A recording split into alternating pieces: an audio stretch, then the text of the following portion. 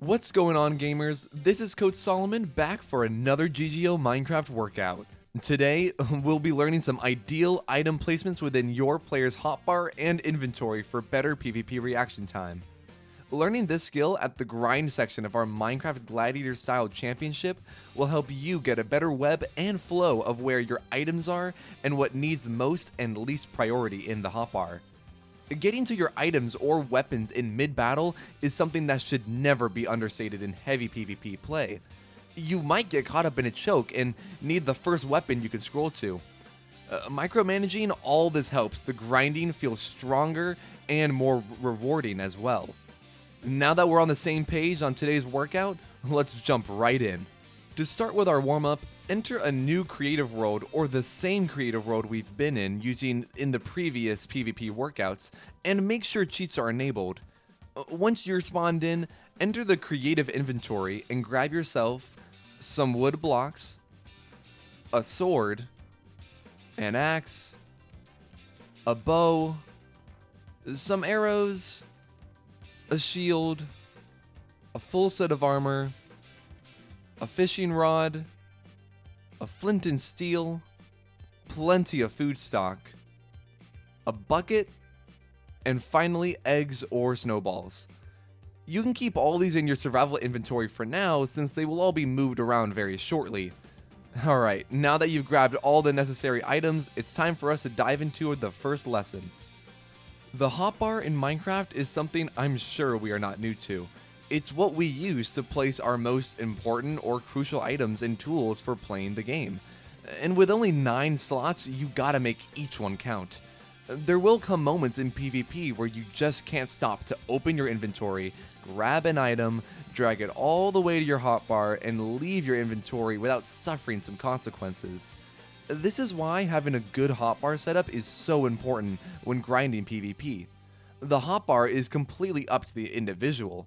However, there are some techniques players use for more fast acting. Ordering from left to right with your hotbar is ideal. I typically like the bow on the first slots because it's easy to get to, but it isn't my main focus when looking at my hotbar. Keeping weapons like your sword and your axe on the second and third slot can help you with quick switching, and the number keys they're associated with are right below the W key, so you can hit them quicker. Place food you have pretty close to the weapons as well. The fishing rod should be next, as this is a great get over here tool that should be close to the weapons so you can switch over and follow up with hits. Next should be your bucket. I chose an empty bucket here, but whether it's water or lava, you'll want to have that accessible for clutch water saves when falling or lava dumps on other opponents. Lastly, things like the flint and steel and throwables and other projectiles can be at the end of your hotbar so they don't get in the way, but can also be quickly used if you're scrolling from right to left instead. One last tip is sometimes it's best to leave one slot open in case items appear in the game, and you can pick stuff up and drop at ease. Now that we have our hotbar all nicely ordered, let's get into our next drill lesson and explore the inventory. The inventory should contain all the items we haven't yet touched. Your armor set should obviously go on the armor slots next to your player, as should the shield in the shield icon slot. Now, if there ever comes a time, put any extra armor or shields in the inventory too, if your armor or shields happen to break. Arrows should almost always stay locked in the inventory. You don't need them to be in your hotbar, and you simply check on your ammo status with a quick hit of the E key. Items like the blocks should be relatively close to your hotbar, but still inside the inventory. That way you can quickly grab them and move them into your hotbar without much wasted time. And lastly, any extra food you have can be stored near the blocks and hotbar as well, since you'll want to quickly grab as much as you can if you ever run out. Alright, now that our hotbar and inventory are looking clean and structured, let's move over to the practice. Alright gamers, now that we have the items placed where they need to be, let's get some real training in.